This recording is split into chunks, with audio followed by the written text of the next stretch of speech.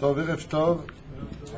בשם Hashem, נעשה ונצליח בעזרת Hashem להגדיל תורה להדירה. On est dans le Sod HaChashmal. Ce soir, on est le lundi Kaf Bet du mois de Sivan et le 27 du mois de janvier. Bezrat Hashem, le mois de juin. Qu'est-ce que j'ai dit, moi? Oh, mais quelle catastrophe. Lo Yehuman qui soupa. Comme quoi que la Torah n'a pas de date, n'a pas de temps, elle est hors temps, je sais m'en sortir. Ken. Alors, j'aimerais aussi dédier ce shiur, Bezrat Hashem, pour la mémoire de Avram Hakoun, Jelbia Shaina, Bat Kemissa Hakoun. Ruach Hashem Tenachenam Begana Eden Elion. En remerciant tous ceux qui nous soutiennent, ceux qui étudient la Torah, on les encourage. Et Baruch Haba, notre ami Eli Assous, Bezrat Hashem. Zéou, on est dans un pérec un peu que je voudrais commencer d'ailleurs avec vous. Je ne me rappelle pas si j'avais déjà fait ou pas, mais il ne me semble pas. J'avais fait une partie. Hein?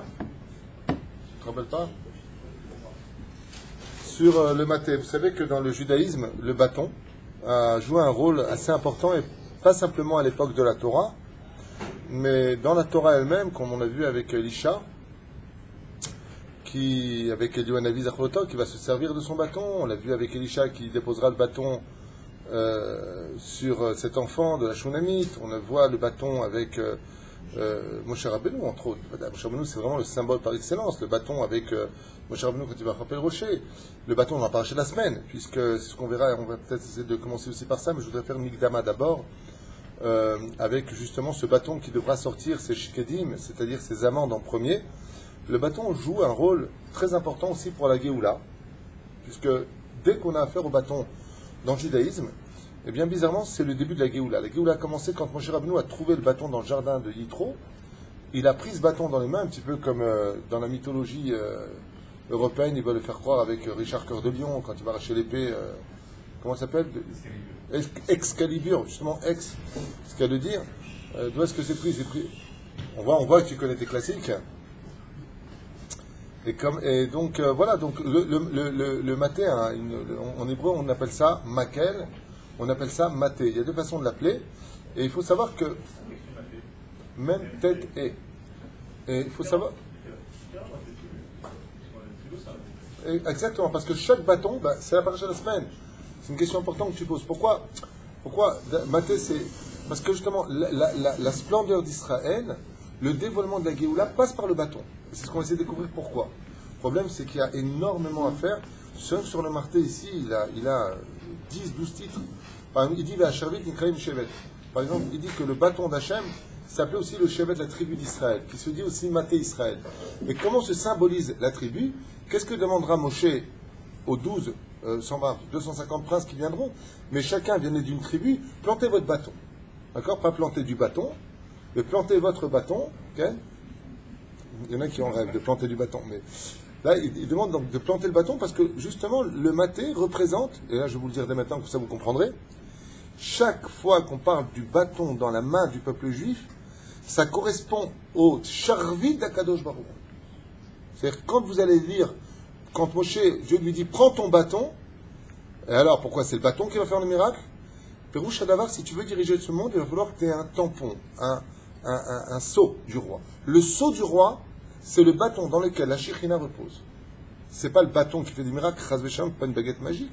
Tachles, dans le Sod, on nous apprend que le bâton, c'est comme si que Dieu te donne son charvit. Avec son charvit, tu diriges le monde. Comme elle a vu Esther, quand le roi va tendre son charvit, Vamelech, Yoshit et Charvito, il a tendu son charvit, eh bien, ils ne l'ont pas tué. La vie et la mort, qui dépendra de la musique que donnera Bini Neder, le charvit Ototo.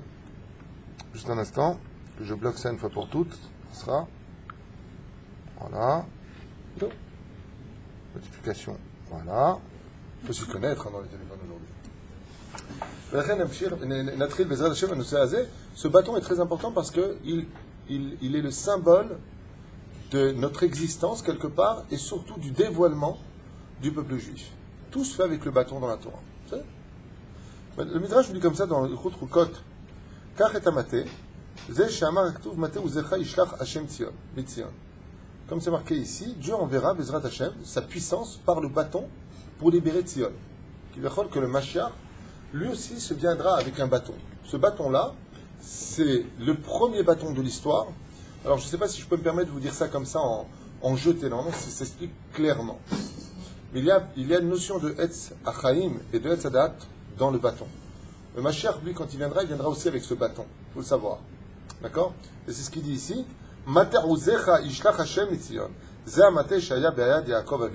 Ce bâton qui était dans les mains d'Adam Arishon, qui est passé chez Metouchéla, qui a été transmis à Noach, qui va être transmis ensuite à Shem, Ever, Avraham, Tzrak, Yaakov, Yosef, Bechoulé, jusqu'à arriver à Yétro, Moshe Rabbeinu, Yoshua bin Nun. Chacun va se transmettre ce bâton qui restera caché dans l'histoire.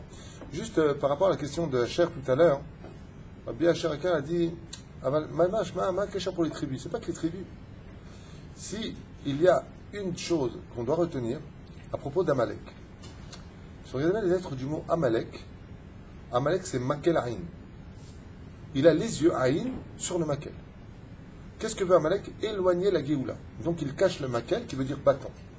Une des choses pour lesquelles on doit effacer Amalek de dessous les cieux, c'est pour ne pas qu'il voit où est le bâton qui vient de Moshe Rabbeinu. Le bâton du Mashiach. Dans la lettre du mot Amalek, tu vois bien que la racine, c'est l'antithèse même de... C'est un titre, ce que je te dis, c'est un titre du Solach Hashmal qui va développer. Si tu avances dans les trucs, tu vas voir Amalek, Makel, Aïn. D'accord? Doucement. Hein? Là-bas. Ah, je sais pas. Top. Parce qu'on a beaucoup à faire, je voudrais essayer de construire au moins un cours.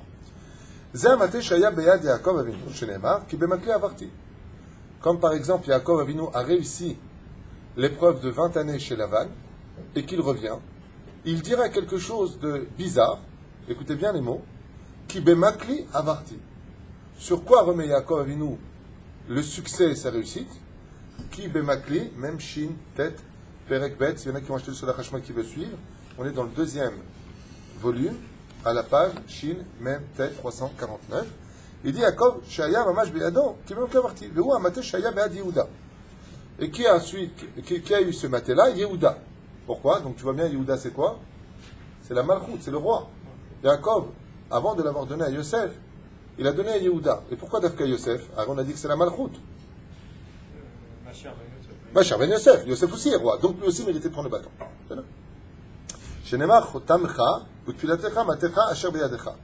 Où est-ce que c'est marqué, Bémet, que Yaakov Avinu a donné son bâton? Et de là, il a démontré qu'il avait donné la cape du roi, c'est la tunique, à Yosef Hatzadik. Il n'a pas donné le bâton à Yosef Hatzadik. Il a donné à Yehuda. Et Yehuda, ce sera marqué noir sur blanc qu'il aura le bâton de son père. Où est-ce que c'est marqué? Quand Tamar lui dira déguisé en prostituée, elle lui dit, Odapam, laisse-moi donc chotamecha, ta chotemet, ton sceau, uftilecha. Ici, c'est traduit comme ton tzitzit ou ta gourde ou ta ceinture de travail. Et ensuite, umatecha. Et qu'est-ce qu'il lui demande? Umatecha. Et ton bâton, le bâton qui est avec toi. Le Khan était si vieux à Yehuda pour porter un bâton.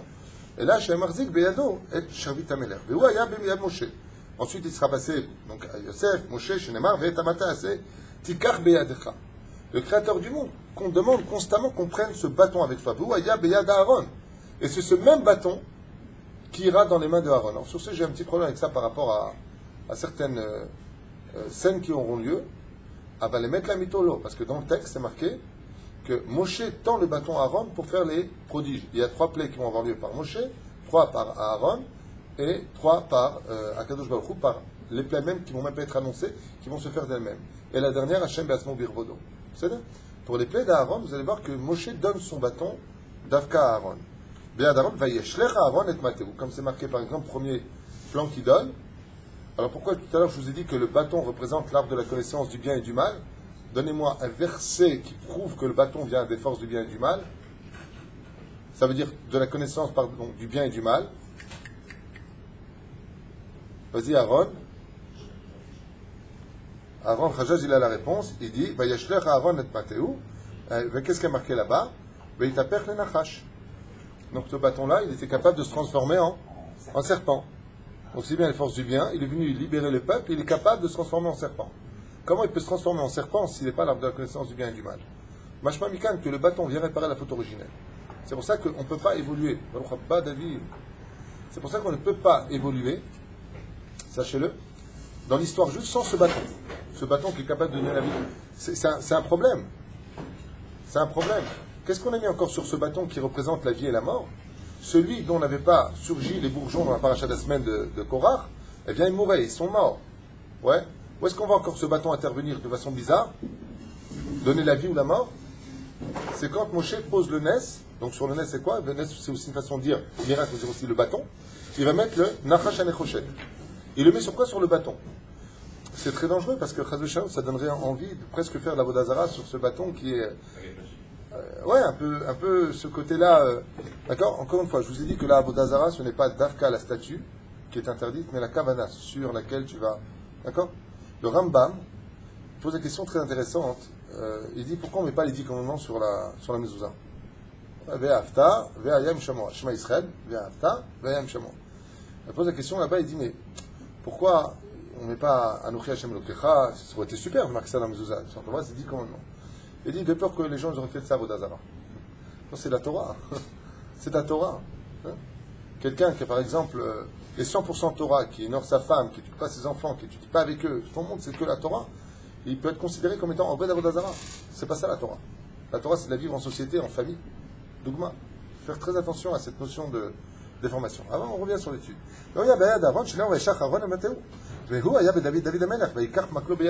David Amelech aussi pareil. Quand il est parti se battre contre Goliath, qu'est-ce qu'il avait avec lui? Le bâton. C'est marqué noir sur blanc. Il lui a dit, t'es venu, tu me prends pour un chien, t'es venu avec un bâton, tu t'es venu me péter, il lui a dit, parce qu'il était de 5000, le mec. Hein, Goliath? Et t'es venu me péter ou quoi? T'es un condé?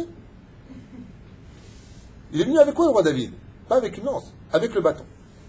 Et d'après ce qui a fait baliser Goliath, qui était lui le Hetzadat, la Sitra Hara, il s'est retrouvé face au roi David qui est venu avec le Hetzadat, le Sitra d'Igdusha.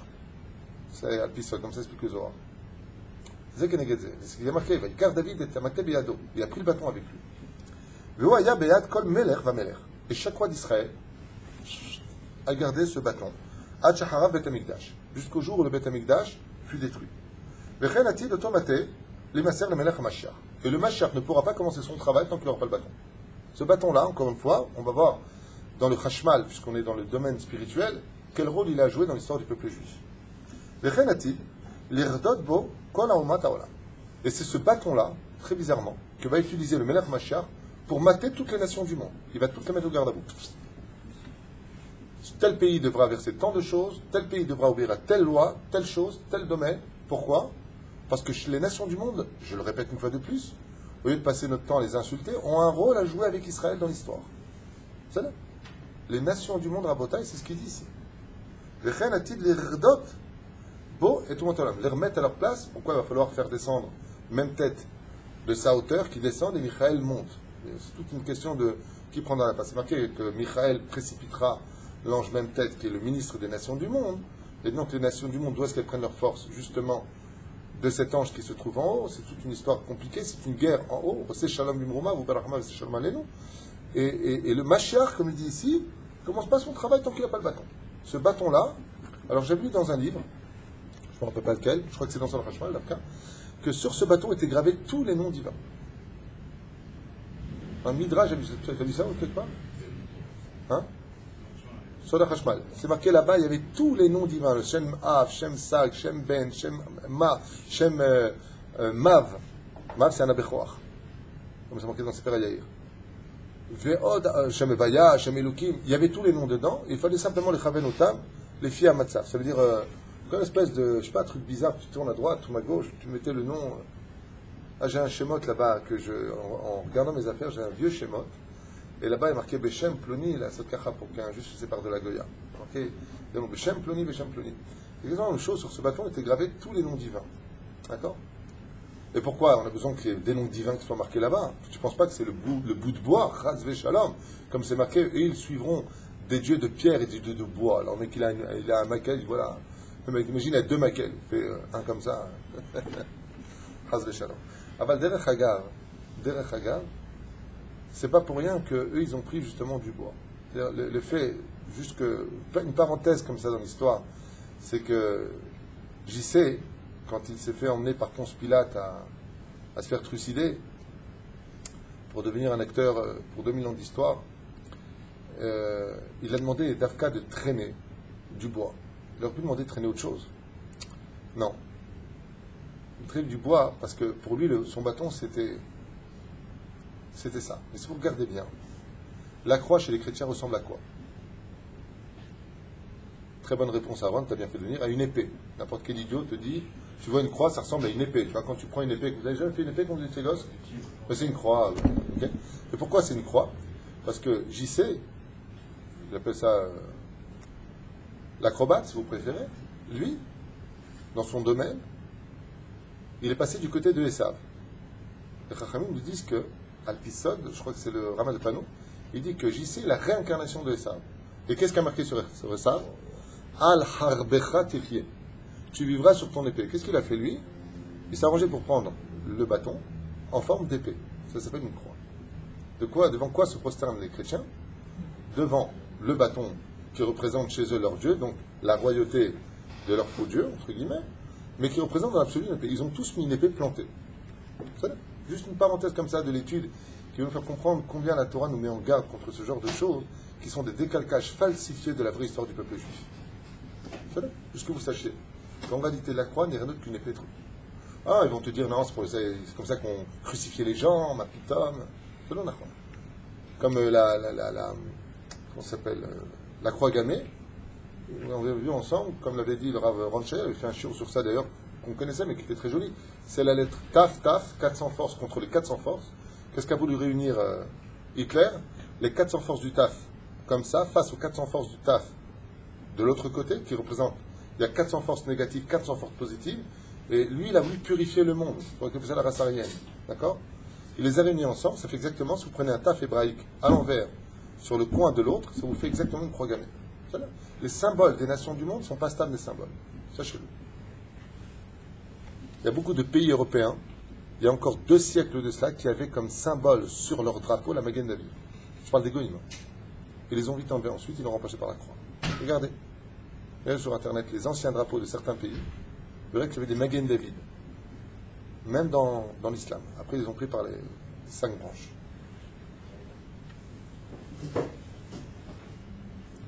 Belkach Neymar, Maté ou Zecha. Donc, on appelle ça le maté, le bâton de la puissance Ishlach Hashem Mitzion. Il l'enverra d'où? De Tzion. La Géoula viendra, Bezrat Hashem, par cette notion-là. Le Zohar HaKadosh, dans le Parashat Bereshit, nous dit comme ça à la page 29 à Moudalef. Sha'ishtalshelut kol asfirot va'partzufim ibesod mateh sha'akadosh baruch hu kivyachol machazek beyado. Le Zohar nous dit, ne prends pas l'histoire du bâton dans le judaïsme à la légère. Pourquoi? Et là, vous allez être un peu étonné. J'espère que j'aurai les mots pour vous le faire comprendre, parce que ça demande beaucoup d'années d'études pour comprendre ce qu'on va dire maintenant. Mais, dans la création du monde, ce qu'a voulu Hachem, je vous l'ai déjà dit, c'est rentrer dans le monde du défini. Dieu a créé la notion de l'infini, donc il est bien au-dessus de ça. Il va créer le défini, c'est clair jusque-là?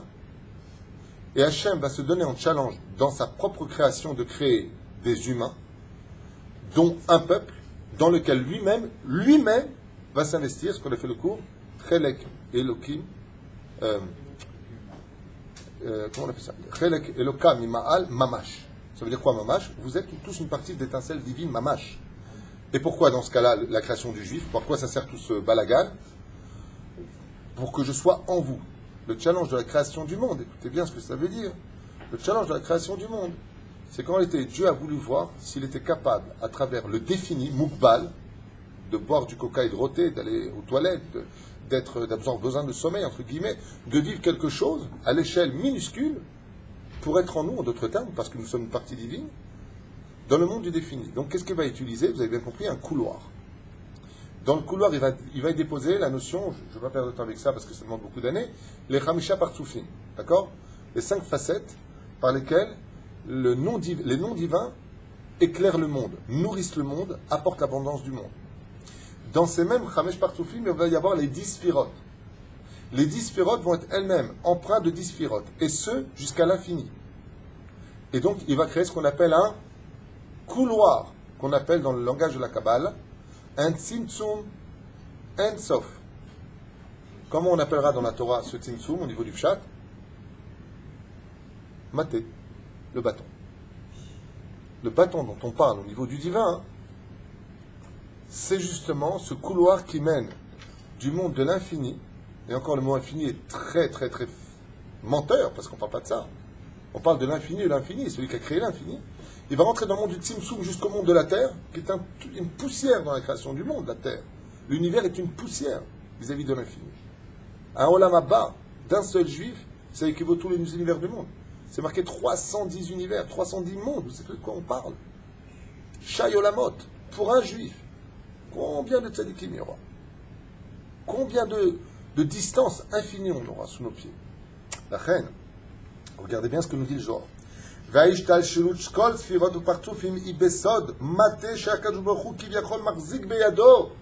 Tout passe par ce bâton qu'entre guillemets, il faut bien comprendre, Dieu n'a pas de main, on ne parle pas d'un vrai bâton, vous avez bien compris qu'on parle de spiritualité. Le créateur du monde tient depuis le Kissé à Kavod jusque dans le monde d'en bas. Vechen, comme c'est marqué dans le Etz Chaim du Harizal, chez Maté Moshe Ayam Prinat Rashmal. Et vous avez bien compris que ce bâton, ce n'est pas un bout de bois stable, c'est une énergie bénéfique par lequel Akadosh Baruch Hu fait passer toute sa spiritualité pour dévoiler le monde. C'est là.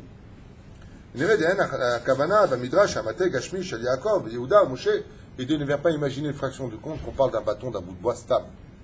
On parle de quelque chose qui a démarré quand le bâton? Depuis Adam Arishon dans le Gan Eden. Donc c'est pas un bâton stable, c'est un bâton qui est mamash kulo kodesh. Ah, ben voilà, je suis pas fou. Heureusement que c'est marqué, parce que depuis tout à l'heure, ça me ronge de l'intérieur. Je sais que Aaron, il avait son bâton, je vous ai dit. Mais c'est vrai que dans les versets, c'est marqué que Moshe lui a dit de donner son bâton. Il lui dit, l'Amrod qui lui a donné son bâton, il faut savoir que Aaron aussi avait son bâton. Et là, chez Amater Rouchani, il y a Automate, il lui a dit, ou la Charvit, c'est Messamel et Tachashmal. Je reviens un petit peu sur ce que j'ai dit. Le bâton de Moshe, lui, était réellement spirituel, c'était le bâton de la création du monde. Tandis que ce bâton-là, en réalité, a la même force qu'un roi qui donnerait son charvit, son sceptre, non, sceptre. D'accord? Spectre, c'est pour les fantômes. Et c'est pour ça que dans le Midrash, on dit que partout allait Moshe, il n'avait pas de problème de tenir ce bâton. Pourquoi? Parce que celui qui détenait, en d'autres termes, c'est comme chez les chrétiens, ils appellent ça le Graal, celui qui tient le Graal, qui tient la vie, il le tient. C'est pour ça que les Chachamim, ils disent, quand le tzaddik, il est Etzraïm, comme on l'a pu le voir avec Elisha, il dit, prends mon bâton, pose-le sur l'enfant, il vivra. Qu'est-ce qu'a fait Gachazi? Il le pose sur le chien, il fait vivre le chien. En quoi? Ça veut dire qu'un bâton est capable de donner la vie, mais tu te moques de moi. Il dit non, Etzraïm hi la mahazikimba. Celui qui a de la Torah, avec son bâton, il peut faire vivre les choses. Baba Saleh, on a vu qu'il était capable, avec sa djellaba, de refaire vivre des choses qui étaient foutues, des maladies incurables. Son grand-père, Rabbi Yaakov Bohatsera, avec quoi il refait vivre les gens? Les miracles, sa babouche. Mais babouche, c'est dans les pieds, c'est en bas. La doucha de ses pieds était tellement dans la Torah que ces babouches eux-mêmes, comprenez bien. Quand tu donnes ça, tu aurais donné ça à des nations du monde, ils auraient vu le miracle avec la babouche, qu'est-ce qu'ils auraient fait? Aïe, aïe, babouchka, babouchka. Ils auraient fait une chanson sur la babouche. La babouche, elle n'a rien de saint. C'est celui qui l'a porté qui a emprunt. Alors imaginez si Akadosh Baruch Hu, c'est lui qui tient le bâton, il est marqué. C'est pas un tzaddik qui a tenu le bâton. Ce bâton qui a été donné, c'est la création divine de Dieu lui-même qui l'a transmis à Moshe Rabbeinu à Vachar. On peut imaginer la doucha extraordinaire pour pouvoir le voir. Et c'est marqué noir sur blanc dans le texte. À qui appartient ce bâton? À l'origine des origines? Regardez bien le texte. Vaikach Moshe, Moshe prit et maté à Elokim beyado. Le bâton de Dieu. Il est à Dieu. C'est là. Et c'est pas le bâton du berger saucisson. Et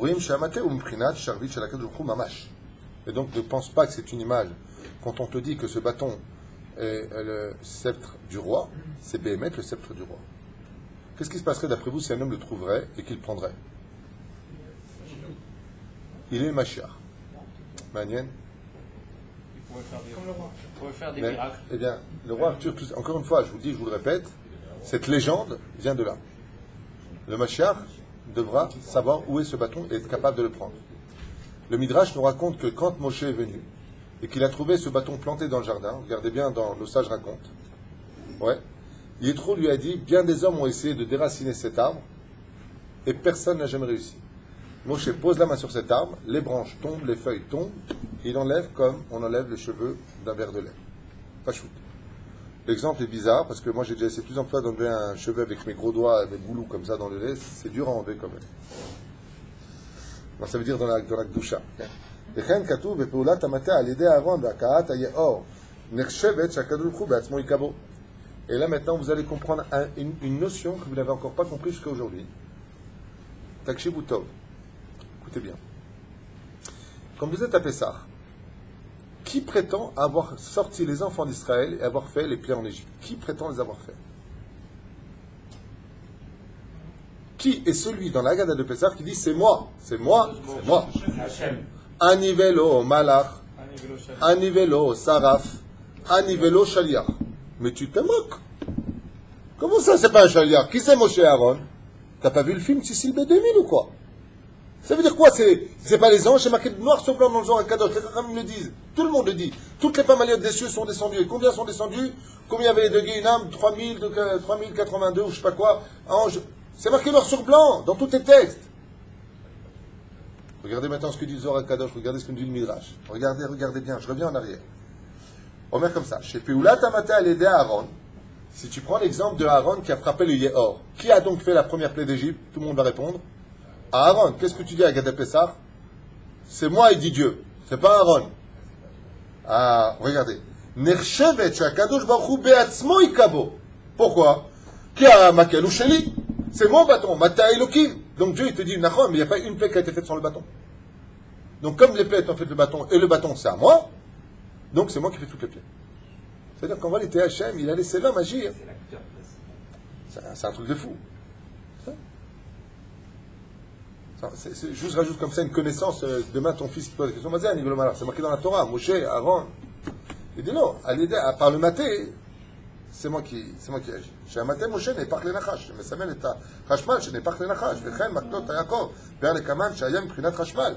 Comment est-ce que Yaakov, il a réussi à prendre tous les animaux? Comment il a réussi à faire les maklot? Le premier bâton qu'il a planté, c'était le bâton de Moshe. Qui vient d'avant. Il dit comment il a fait sa fortune? C'est moi. Tout vient par ce bâton, entre guillemets. Et qu'est-ce que représente? C'est une question que je voulais poser, je me suis un peu vendu. C'est pas grave. Si on devait déposer ce maté, ce bâton dans une des sphiras, dans lesquelles on la mettrait? D'accord. Mais normalement, c'est quelle sphira qui lui correspond parfaitement? Keter, Malchut. Si vous regardez bien dans les sphirotes, il y en a un qui va faire un grand maté, ça fait comme ça au niveau des sphirotes. Keter, Tiferet, Torah, il faut la vie, Etzraïm, Yesod et Malchut. C'est ça tout le bâton. C'est ça tout le bâton. C'est pour ça que Davka et Tzel Yaakov, on voit le bâton. Est-ce qu'on le voit chez Yitzhak? Est-ce qu'on le voit chez Abraham? Yitzhak et Abraham sont sur les côtés. Le bâton passe au centre. Keter, c'est Dieu. Tiferet, c'est la Torah. Yesod, c'est la vie. Malchut, c'est la royauté. Alors il dit, c'est quelque chose de vachement manière au nom du Zohar. Et pourquoi Yesod? Parce que grâce au bâton qu'elle lui a demandé, vont naître Zerach et, comment il s'appelle les deux fils de Yehuda? Peretz et Zerach. C'est là. Donc qu'est-ce qu'elle a engendré? La vie. La reine Zespirat à Yesod. C'est pour ça que Mashiach il viendra par quel biais? Mashiach il viendra par quel biais? Par quel biais? Ça me rappelle un copain à moi qui m'a raconté, je m'excuse pour peut-être la vulgarité de l'histoire, mais je trouve ça mignon et marrant. C'est un ami à moi qui m'a raconté que quand il était tout petit, le matin il s'est levé et il dit maman, je fais de la magie. Ma perouchadavar, ma perouchadavar bâton, noten chaim. C'est pour ça que le bâton représente mamash, la vie. Sfirat à Yesod. Yesod, c'est la relation conjugale. וכן מסביר ירושלמי, מנה לך עדה. מקלו של רבי מאיר הייתה בידי, ולא מלמדת לי דעה. ורואים שמטה של צדיק יש בו כוח ללמד דעת לאדם המחזיק בו. C'est pour ça que les tzadikim, comme on le voit, Rabbi Meir Balanes a été enterré debout. Il y en a deux qui ont été enterrés debout. Rabbi Meir Balanes fait partie de ces tzadikim qui se sont fait enterrer debout. Et les sages nous disent, il n'est pas stam debout, il est debout avec son bâton dans sa main. Et le bâton de Rabbi Meir Balanes a fait beaucoup de miracles. Vechen, Salkadatar, que le bâton maintenant il fait des miracles. Et la Gdusha de Rabbi Meir a emprunt le bâton et ça devient Etzraïm. Pourquoi est-ce que Rabbi Meir, à la Vache Shalom, a fait beaucoup de miracles avec son bâton? parce que lui-même était Kadosh. Et on voit que ce n'est pas que le bâton de Dieu qui est capable de faire des prodiges, mais le bâton de Rabbi Meir, le bâton d'Elisha, le bâton de Eliyahu Zachor le Tov. Ils avaient tous ce bâton avec eux, avec lequel ils marchaient. Bon, bah, Philou, il dit comme ça, Le'achar estaklut ha-tzadik. Et même quand un tzadik s'en va, Le'abat et la et reshaim, comme c'est marqué, la flamme viendra enflammer le rachat, il dit Sofitivot maté. C'est pour ça que les tzadikim, vous savez, je m'excuse de rappeler ces événements un peu douloureux, mais souvent on me racontait qu'en Tunisie, et certainement aussi au Maroc ou en Algérie, je ne sais pas, il y avait ce qu'on appelle les classes d'époque, on appelle ça le keteb. En Tunisie, le keteb, je ne sais pas, au Maroc, on vous appelez ça. En tout cas, c'est le cheder, on dit aujourd'hui, on appelle ça le cheder. Et mon père m'avait raconté à la vache à l'homme que quand il allait au cheder, le rab disait une fois la chose, deux fois la chose, et avec un bâton. Ils avaient tout le temps un bâton dans les mains, les rabbinim. Ça n'existe pas danser sur bâton. Ils tapaient sur la table. Un peu comme les professeurs à l'époque de la petite maison dans la prairie, on voyait aussi dans les feuilletons Madame Macmuche avec sa baguette en train d'œil. Si vraiment l'enfant n'y arrivait pas, le bâton l'aidait à prendre un petit coup sur les fesses. Okay? Alors il dit comme ça, la havat et la et reshaim, qui vient maintenant, la femme viendra, les sofitivot c'est et tête même, sofitivot maté. D'amate mesamet tachashmal de kedusha c'est soref ta reshaim. Car le bâton dont on parle quand il est kadosh peut même réussir à brûler les reshaim, vechen sheva pamim maté. Et c'est pour ça que si on prend les 7 sphirot tartonot, 7 fois le mot maté, ça fait la gematria du mot chashmal. Chashmal, vous vous rappelez ce qu'on avait expliqué, c'est l'énergie des anges. Le monde dans lequel, de l'idée divine jusqu'au fonctionnement du métaphysique au physique, ça s'appelle chashmal. Aujourd'hui, vous traduisez par électricité, mais dans le texte, ça veut dire énergie. וכן מטה בגמטריה, חשמל, כמו לפרי, לפי חשבון מקור האותיות בסדר א' ב' ח' ש' טוב, on s'en fiche. Yesod Amata. Alors je voudrais maintenant avancer dans le deuxième pérec de l'histoire en maintenant parlant, je voulais faire une Mikdama sur Aaron. Alors on va maintenant parler, il y a le maté de la Mériba. Alors vous préférez quoi? La partie de la semaine, le maté d'Aaron qui devait donner les shkedim ou le bâton de Moshe Rabbeinu qui va frapper? On fait... Merci pour votre réponse, vachement rapide. On fait Aaron, puisque c'est la paracha de la semaine, on reviendra bien Neder sur le fait que Moshe ait utilisé le bâton pour frapper le rocher, alors que Dieu lui a demandé de parler avec le rocher. Mais il demande de parler avec le rocher, bizarrement il se passe quelque chose de bizarre. Bizarrement il se passe quelque chose de bizarre, c'est une redondance. Hein? Il lui dit, prends ton bâton, va parler au rocher. Pourquoi tu prends un bâton pour parler au rocher? Mouzar. Pérouche d'abord que le bâton devait influencer le rocher à sortir au-delà de la nature, ce que. D'abord Ben Israël, Vekach Mitam, Maté, Levet Ab. Voilà ta réponse. On est passé à la page Shin, Aïn, Vav. C'est ça dit? Voilà ta question, tu as dit pourquoi un bâton. Voilà, il le dit ici, donc Bamidbar Yud Zaïn, verset Yud Zaïn. D'abord Ben Israël, Vekach Mitam, Maté, Levet Ab. Maté, Levet Ab. Donc vous avez compris que chaque tribu avait un chef et que chaque chef spirituel de chaque tribu avait un bâton avec lui. C'est bon. Mais Kol Nessiem, de tout Nassi, parce qu'il faut savoir que même les Nessim avaient un bâton, Levet Abotam, Shnem Asar Matot. Donc combien de tribus? 12 tribus. Donc combien devaient se planter de bâtons? Présenter 12 bâtons. C'est bon. Et Bassof, qu'est-ce qui est marqué? Parach Maté à Aaron. Ired Elachem Hashem Tziva Lakachat Matot, ou Bassof Parach Maté Aaron. Donc Dieu a estimé que les princes des tribus qui avaient osé se présenter pour être les premiers réformistes de l'histoire, à dire que seule la Torah est vraie, que le premier grand rabbin de l'histoire, Moshe Rabbeinu, est un imposteur, Stam la Gemara, c'est les rabbinim qui écrivent des choses. Malheur à celui qui naîtra avec ce genre de pensée. C'est un peu fou ça. Juste un instant. Pourtant j'avais... Ah, pas jusqu'au bout. Téléphone, hein. Pourri sa vie. Alors, on disait, et j'ai. D'abord, Ben Israël, il a pris Maté Aaron. Qui rata Hachem la tête. Ot Sheu, Bachar d'Aaron, Liot Kohen Gadol. Et sur quoi c'était tout le dilemme? Sur le fait que Aaron n'était pas un imposteur et que lui devait être le Kohen Gadol. Donc, à travers le bâton, devait sortir l'élection de qui serait Kohen Gadol. Israël, Mashpia, et Shefa Lechol Am. Donc, avec quoi le tafki du Kohen Gadol devait être fait? L'influence de bénir le peuple juif. Qu'est-ce que demande Hachem de présenter? Le bâton. d'accord? לכן השם ציווה שיבו מטות. ואז פרח מטה אהרון. לסמל שהמטה של אהרון הוא זה שפורח ומשפיע שפע לכל ישראל. Pour bien montrer que c'était le bâton de Aaron qui donnait donc ses conséquences, ses fruits le plus vite, et donc qui influençait sur le monde. Dafka, pourquoi des shkedim? On va étudier ça après, si on y arrive. Pourquoi Dafka des shkedim? Shkedim, vous savez, shaked, c'est des amandes. Pourquoi Dafka des amandes? Oh, il y a une très très très belle histoire à raconter sur le fait que au début c'est dur, c'est amer, ensuite ça devient doux, ou alors ça peut devenir doux et après ça devient dur. Pour t'enseigner que la Torah, il va falloir faire très attention. Au début elle peut être amère, mais si tu continues à l'étudier, elle devient douce. C'est là. Ou des fois elle peut être douce, et d'un coup elle devient amère.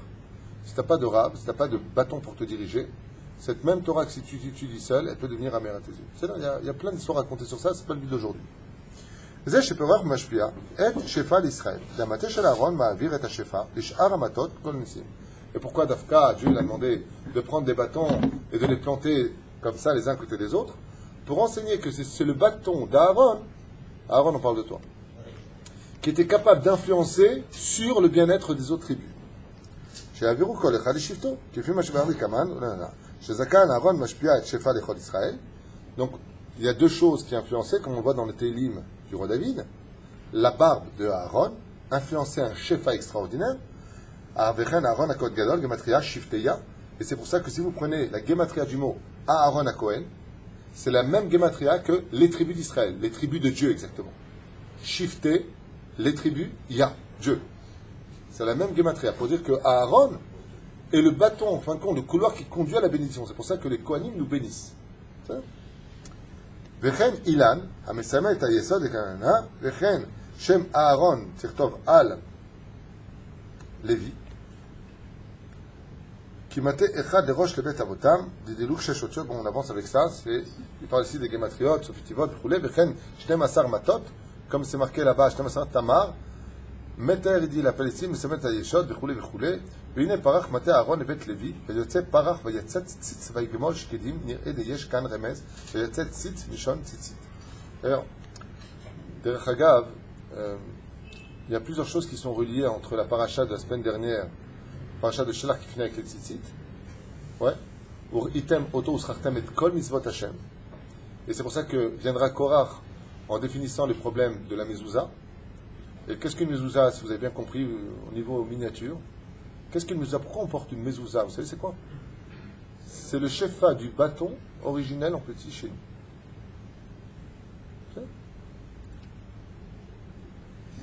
Cette boîte que nous mettons à nos portes, il y a un goy qui avait... Aux États-Unis, ils utilisent beaucoup ça, les non-juifs. Il y a un goy qui avait mis ses mezouzotes comme ça partout chez lui. Il donnait du travail à tous les juifs. Il est décédé, c'était un très bon ami de Johnny Hallyday, j'ai oublié son nom. Et lui, qu'est-ce qu'il a? Il avait, j'ai oublié son nom, très connu. Il était marrant parce que quand il prenait son jet, il demandait à des juifs qui devaient partir à Las Vegas, vous avez besoin de partir, je vous prends avec moi. Alors on lui a posé la question, mais qu'est-ce que tu veux chez les juifs? Tu mets nous comme les juifs dans tes bureaux, tu donnes travailler aux juifs. Il a dit, d'où elle vient ma santé, ma fortune? Je travaille avec les juifs, je leur donne du travail, machin. Je mets leur bâton, comme ça il disait, je mets leur bâton. J'ai oublié son nom. Je mets leur bâton. C'est curieux des phrases comme ça. Elle fait une émission comme ça, j'ai vu en France à l'époque, chez ma soeur. Je mets un bâton, parce que vous n'êtes pas juif, mais vous avez, mais ça, ça protège. Toi, il voit ça peut-être comme un gris-gris. Aval, takshivu tov. Le mot tzitzit, on a fait un cours. D'où vient le mot tzitzit? Qu'est-ce que veut dire le mot tzitzit en hébreu? Heureusement que tu l'as dit, je me serais fâché. On a fait 2 heures de cours. La tzitzit veut dire regarder. Qu'est-ce que veut Moshe? Il veut que le lendemain matin, Machar, Yarzero Betchouva peut-être pendant la nuit, il y a plein de midrashim sur ce sujet-là, eh bien, il puisse voir les shkedim grandir. Donc fleurir, d'abord et grandir. Parce que le shaken est le fruit qui pousse le plus vite de tous les fruits créés par le Créateur du monde. C'est si tu plantes un arbre et tu veux qu'il y ait des fruits, le numéro 1 qui donne tout de suite fleurs et fruits, c'est le shaken. Voilà. Il y a beaucoup de choses à dire sur ça, mais je ne vais pas me donner. Mais comment c'est marqué dans le texte? Veine parach maté Aaron. Et voici que le maté d'Aaron, donc le bâton d'Aaron, bête l'évêque Lévi de la tribu de Lévi, va yatzet parach, va yatzet tzitz. Vas-y tzitz. Vas-y tzitz. C'est le bourgeon qui sort. Ouais. Mazet tzitz. Et avec quoi ça finit? Qu'est-ce qu'il a dit tout à l'heure? Qu'est-ce qu'il a dit Korach? Si mon talit il est tout bleu, Parce que j'ai besoin de mettre, moi, le blanc ou le... Tamata medaber. On met les chopos, tzitz, vaïkmol shekedim, yed yeshpo remez, vayatzet tzitz, milshon tzitzit. Ça vient faire allusion au tzitzit. Que tu dois voir la différence entre le bleu et le blanc. Qu'est-ce qu'il veut dire le bleu et le blanc? Si on est tous des rabbanim, est-ce qu'on a besoin d'un rab au-dessus de nous? S'il y a que des livres de Torah, est-ce qu'on aurait besoin d'une mezouza? Pérouchada, est-ce qu'on a besoin de quelque chose qui nous distingue? Korach, ce qu'il voulait, c'était un corps sans tête. Le corps, il a le cœur, il a... Pourquoi la tête, elle peut vivre sans le cœur? Tu peux vivre sans les reins? Tu peux vivre sans le foie? Tu peux vivre sans l'estomac? Si tu retires un seul d'entre eux, tout le corps, il meurt. Il n'y a pas que la tête qui est coupée, qui donne plus vie au corps. Mais il faut quelque chose qui pense. Et ça, c'est la tête. Pérouchada, il faut un penseur. Il faut quelqu'un qui soit là pour diriger le peuple selon la volonté divine. Et pour ça, il faut la tête. Batechut et Gdusha, c'est pour ça que je rappelle en garde. Comme Shabbat, il y a une personne qui voulait parler comme ça avec mes enfants et qui a commencé à inventer toutes sortes de choses sur Pharaon, Moshe Rabbeinu, c'est des ch'touillottes, c'est des ceci, c'est des historiens. Shem Yishmor V'Rachem.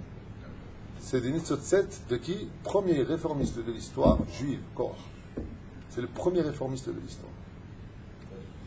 Et qu'est-ce qui s'est passé pour Korach? La terre s'est ouverte, elle les a avalés. De là, la Torah vient te dire, tout celui qui est réformiste, sa place, c'est le Gehenna. C'est pas moi qui le dis, c'est la Torah. La terre s'est ouverte, et Korach, Vechol Adato, Vedatam, Babiram, sont jetés du haut vers le bas, écrit Torah, Moshe Emed, Torah To Emed, Anachnu Badaim. Jusqu'à la fin des temps, ils écriront ça. Ils sont brûlés, réavivés, reconstruits, rebrûlés, réavivés, reconstruits, rebrûlés. Ça, c'est la punition qui attend les gens qui sont réformistes, ceux qui disent, ça, c'est les rabbins qui ont écrit, je ne prends pas. Ceux qui réfutent des lois du Shulchan Aruch. Ouais, vous avec vos lois, ça c'est bon. Ces gens-là s'appellent des réformistes. Si vous ne croyez pas, demandez à vos rabbanim à vous. Ceux qui regardent ce cours, allez demander à vos rabbanim à vous, de vrais rabbanim. C'est pas des réformistes. Dans la Gemara, Masechet Brachot Daf Tzadi, Amud Aleph, en bas. Tout celui qui relit une lettre de la Torah, une halakha de Chachamim, s'appelle un apikoros. C'est un apikoros. La reine Tassimoulev les a fait très attention. On dit, je ne suis pas encore au niveau, mais respecte la parole des sages. Parce que quand Dieu dit 40 coups de bâton avec les sages, il dit 39, la halakha est comme nous on le dit, pas comme Dieu le dit. La parole des sages a plus de poids que la parole de Dieu. Je ne parle pas de mon misot, misot de Raïta, misot de Rabbanat, je vous dans la halakha. On a un sur des Rabbanat, sur encore un sur des Rabbanat, ça devient permis si tu fais amiral les goy, envers les goy. Je ne parle pas de ça. Je parle de ce que le tzaddik décrète. Si Dieu dit t'es malade, le tzaddik il dit tu guéris, eh bien le mec il guérit. Comprenez-le. La parole d'un rav, c'est pas rien. C'est ce que vient nous enseigner cette paracha. Toute la paracha de Korach vient faire taire les réformistes et les libéraux et ainsi de suite. Faites très attention à cela. Mieux vaut ne pas être religieux que d'être réformiste. Parce qu'un non-religieux, la descend, je vais faire des chouvas. Celui-là, il se croit dans la Torah. Donc il n'y pensera jamais. Faites attention.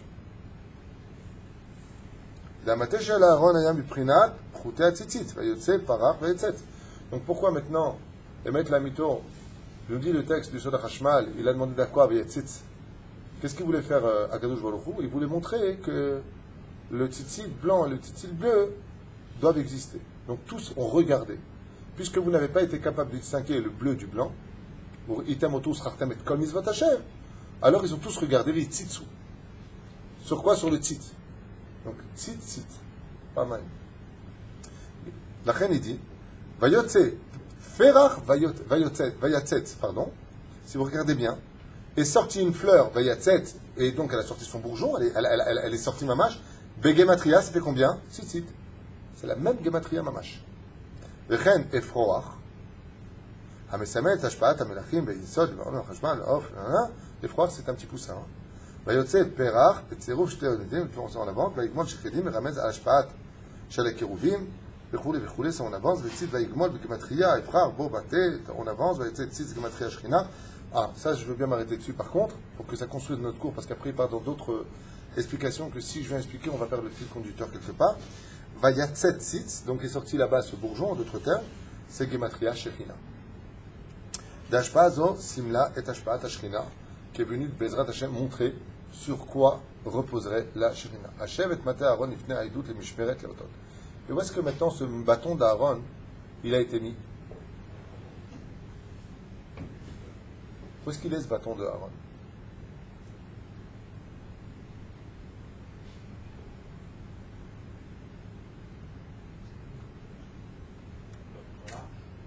Oh, dans l'arche. Alors j'ai un problème avec ça. Il y en a qui disent comme ça, mais c'est pas marqué comme ça. Donc, Hachev et Mate Aaron lifne Haedut. Il n'y a pas marqué Betoch Haedut.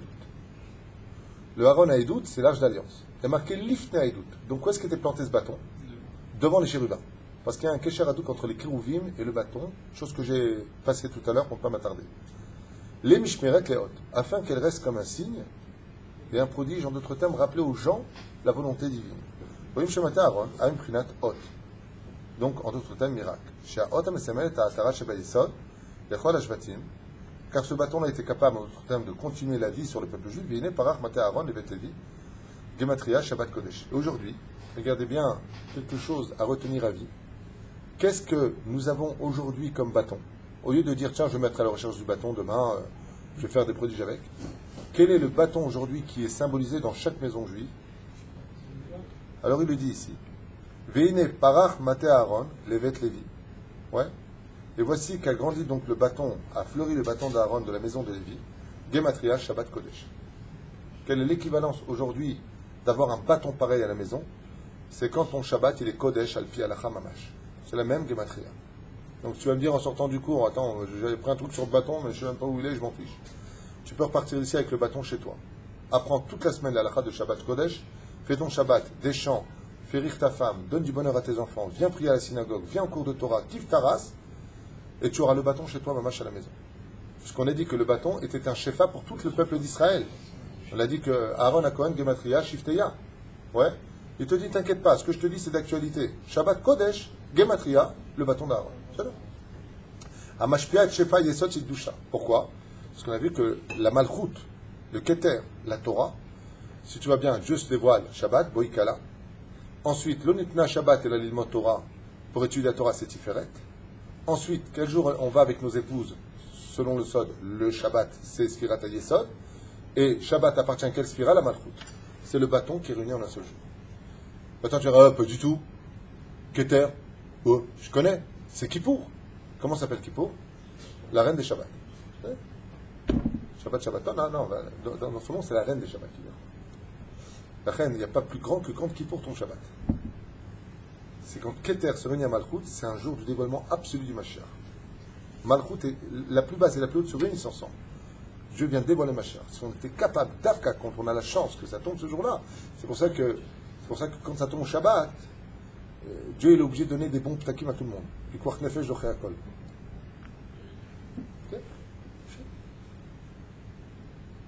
C'est pas moi qui avais dit ça, c'est le Rav. J'avais appris ça il y a très longtemps du Rav Moutsafi. Parce que Shabbat était avec Kippour, et il s'est mis à pleurer comme ça. Moi j'allais à son cours à Moussaïev, j'étais jeune. Et il disait, quelle âme, quelle chance on a cette année. On peut dévoiler Mashiach. Qu'est-ce qu'il y a? Kippour tombe avec Shabbat. Il n'y a pas de colère, Shabbat Shalom. Yom Kadosh, il faut profiter. ומנורה 4 גביעים, משוקדים, כתוריה וחכיה וכו' וכו'. ורואים שהמנורה לשונות פרח שקט וכו' ויצא פרח ויצא ציצית ויגמול שקדים מנורה סמל ויצא ציצית וזרם על המלאכים שהם מבחינת העין וציצית. טוב, après il rentre dans d'autres considérations, je ne sais pas si je continue ou pas.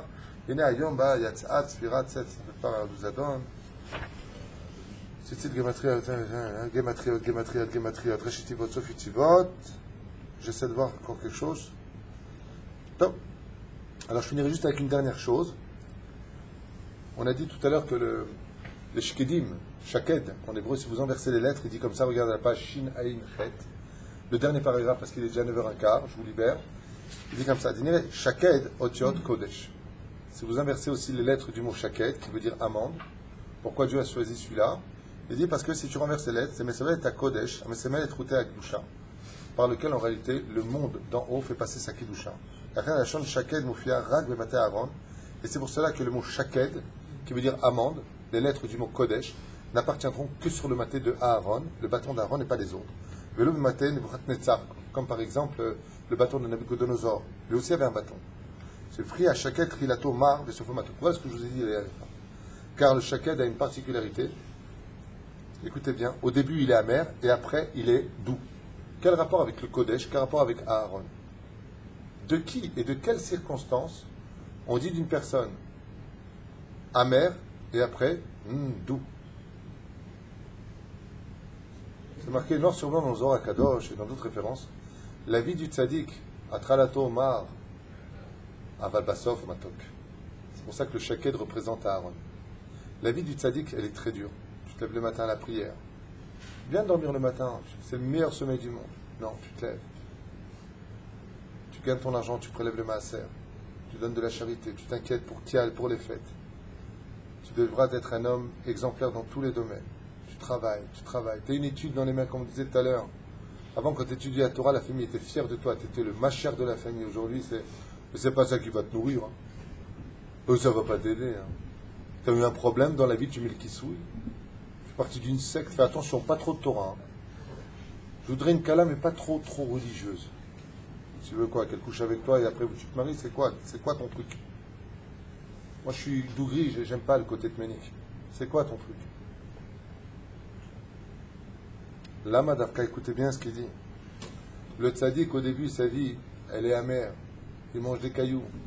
Aval sofo, shel davar, matok. Comme le shaket. Aaron Miskin, on lui a dit, tu vas être Cohen. Ouais! Ben, tu dors plus, tu vas faire le shalom entre les uns et les autres, tu vas faire la bénédiction pour les machalot, celui qui est malade. Shalom baï, tu dois t'en occuper. Attends, je veux plus, je t'avais, laisse-moi tranquille, ça sera Dieu. C'est caché. Et quand il rate Kol Kippour, parce que c'est marrant, parce que nous, quand on voit, vous avez pleuré cette nuit-là, vous avez pleuré China, mais maintenant vous allez pleurer votre race tous les ans. Très bien! Vous avez imaginé que le Kohen Gadol, chaque fois qu'arrivait Kippour, il tremblait? Est-ce qu'il va vivre ou pas? Dit Trilato, dit skin, comme le amer. Tu manges l'amande, elle est un peu amère. Après, elle devient douce. Il dit Kohen Gadol, il fait Messirut Nefesh toute sa vie. Elle est amère. Elle est très dure. Même quand c'est pas Kippour, il risque sa vie. Si un mec qui va dans Irmiklat, une ville de refuge, toute la famille va prier pourquoi? Pour que Kohen Gadol y meure. C'est-à-dire, il n'y a pas que le jour de Kippour, toute l'année. Il dit, mais arrête, je meurs. Je veux vivre. Suicide d'être Kohen Gadol. Comme tous ces tzadikim, dont la vie est tellement difficile, mais à la fin, c'est eux qui sont dans la lumière. Pourquoi on appelle ça Shkida? Parce qu'on dit Ashra et Shakoud. Shkida Batorah. Shkida veut dire celui qui est constamment dans l'étude de la Torah. Shakoud Batorah veut dire en hébreu, il persévère dans l'étude de la Torah. Il est dedans à 100%. C'est pour ça que Dieu a pris ce symbole de l'amande qui vient du mot shaked. Comme c'est marqué, Shadam yeh bezrat Hashem krinat shkida belimud haTorah. Kemo shekatuv ashre adam shomei ali lishkod al daltotai yom yom. Comme le dit le roi Salomon dans ce livre de Michelet, à surtout pas écouter d'autres rabbanim qui disent qu'on n'est pas venu en Israël pour étudier la Torah. Hazve shalom. Le roi Salomon, ashre heureux l'homme shomei ali qui m'écoutera, dit le roi Salomon dans Michelet, lishkod al daltotai yom yom. Mazet daltot Hashem. C'est le Echal d'Hachem, c'est le Midrash, Bet Midrash. Venir étudier dans la Yeshiva, venir étudier un petit peu dès que tu as un moment de libre. Tu peux venir étudier, Bezrat Hachem, viens étudier cette Torah. Il faut prier, c'est pas facile, mais moi j'y arrive pas tout le temps, je vous le dis. On a tellement de soucis dans la tête, de Yetzerara, de rendez-vous, de téléphone.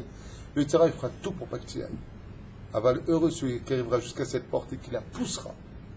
Et qui dira maintenant, moi je vais étudier au moins 2 halachot, je vais étudier un Midrash, je vais étudier quelque chose. Ashrim chez eux, comme Rabbi Achar Yakar avec son fils, je le vois le soir, et c'est Yofi. Iban. Ishkod Baben, vous verrez la petite là-bas. Oh Hashem. Toute ma famille, Bli Ainara, Bli Ainara, Bli Ainara, Hamsha Alenu. Shrecha tes enfants. Ouda Shabbat Kodesh a fait toute l'étude, elle a préparé la paracha en quelques instants, juste la veille. On lui dit, bon, il n'y a pas qu'il y a la Torah, tu prépares la paracha de la semaine. 2 secondes. Il a regardé les feuilles, le lendemain, il nous a fait une lecture nickel du début à la fin. Toute la famille, bravo. Lama Avadishkati. Je l'emmène à Mdebrak, je viens le rechercher, je l'emmène là-bas, je reviens le reprendre, il manque de rien. La shkiavo. Tu veux que Bezrat Hashem, tes fruits, soient doux, il faut investir, comme tu fais pour Shem Aaron. Tu es venu me voir avec ton fils, tu m'as dit, où est-ce que j'inscris mon fils? Je te dis, mets-le à Moracha, mets-le dans la Torah. À 120 ans, quand tu partiras de ce monde, un seul Kaddish te montrera encore plus haut que toutes tes espérances. Il ne va pas dire, qu'est-ce que je dois dire? Kadal, Kadar, Idgadal, Vidkadash, Shemeh, Rabba. Fier dans les cieux. Oh Hashem, tu portes des fruits, et les fruits sont la preuve que la racine est solide. Quand les parents ont dit que les enfants sont au chemin de la Torah, et que tu vois les fruits qui en ressortent, ça prouve que la racine est bien ancrée dans la terre. Etz Chaim Hi la Mahzikim Ba, Kol Tov.